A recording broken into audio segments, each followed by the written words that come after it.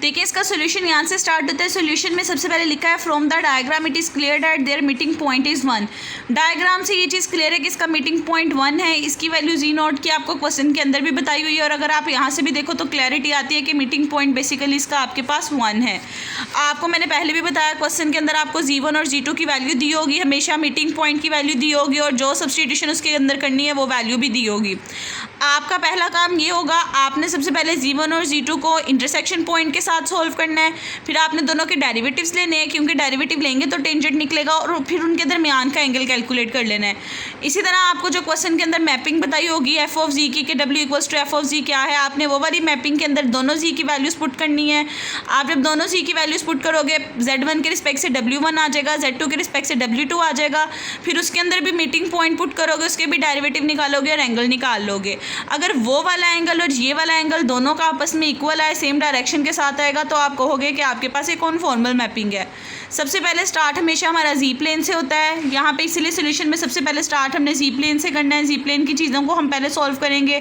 हमने बता दिया कि मीटिंग पॉइंट बेसिकली उसका 1 था, जो उसके अंदर सब्स्टिट्यूट किया था। आपने पहले G1 की वैल्यू लिखी, उसके अंदर 1 पुट कर दिया और सॉल्व करके बता दिया क्या आता है। G2 की वैल्यू लिखी, उसके अंदर 1 पुट कर दिया। अब G1 और G2 निकल गए हैं, अब हमें G1 डैश और G2 डैश चाहिए। डेरिवेटिव के लिए हमेशा सब्स्टिट्यूशन से ऊपर वाली वैल्यू का डेरिवेटिव लेते हैं।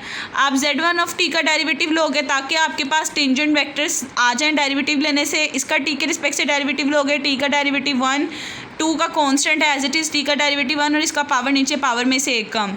डेरिवेटिव लेने के बाद इसके अंदर भी 1 पुट कर दोगे जो उसका मीटिंग पॉइंट था। इसी तरह G2 का भी डेरिवेटिव लोगे, उसके अंदर भी 1 पुट कर दोगे।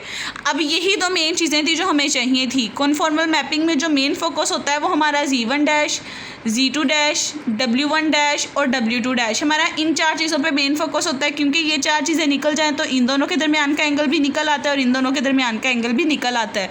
अब ये दोनों वैल्यू हमारे पास निकल आई हैं, इन दोनों के दरमियान का एंगल हम कैलकुलेट करते हैं।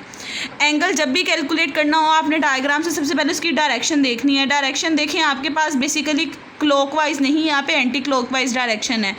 आपके पास यहाँ पे जो बड़ा एलिमेंट है वो 1 प्लस एयोटा है, जो छोटा एलिमेंट है वो आपके पास 1 है। बेसिकली ये कॉम्प्लेक्स नंबर है, ये भी कॉम्प्लेक्स नंबर है। ये 0 एयोटा के साथ है, ये 1 प्लस एयोटा के साथ है। आपने एंगल कैलकुलेट करना है। अभी मैं आपको बुक से एक फार्मूला दिखाऊंगी। आपके पास आर्गूमेंट का फार्मूला ये होता है, argument of G2 minus argument of G1।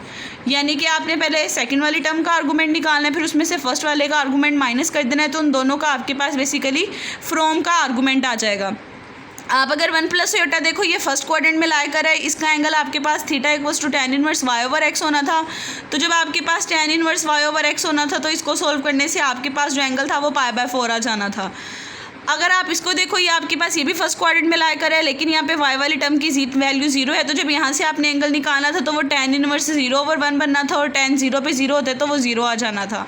और जब π/4 में से 0 निकालना था तो इसकी सब्ट्रैक्शन के बाद जो इन दोनों का बिटवीन का एंगल आना था वो π/4 आ जाना था। अब ये हमारे पास बेसिकली ओरिजिनल एंगल आ गया। और अगर आप डायग्राम देखो, डायग्राम के अंदर भी यही एंगल डिफाइन किया गया है। अब हमें सारे का सारा काम W प्लेन में निकालना है। W प्लेन के लिए मैपिंग बताई हुई है कि F of G equals to G का मोड है, यानी जहाँ जहाँ पे अब आपको W1 W2 चाहिए होगा, W1 के लिए Z1 यहाँ पुट करोगे, W2 के लिए Z2 पुट करोगे, तो दोनों की वैल्यूज़ आ जाएंगी। अब नेक्स्ट यही काम आपने किया।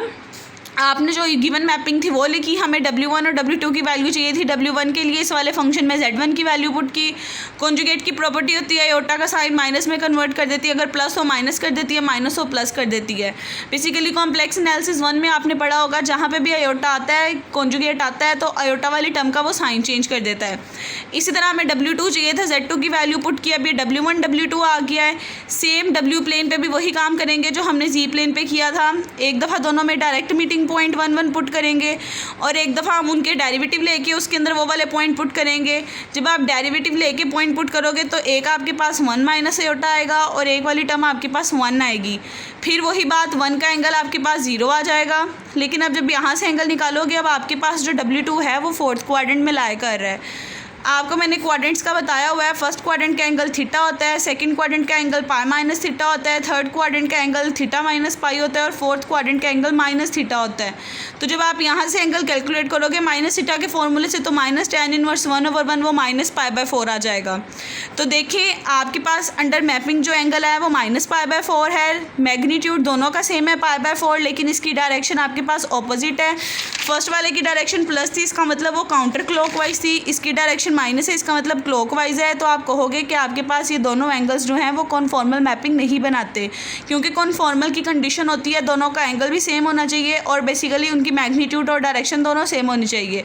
मैग्नीट्यूड तो दोनों का सेम है, डायरेक्शन सेम ना होने की वजह से आप कहोगे कि आपके पास कॉन्फॉर्मल मैपिंग नहीं बनता।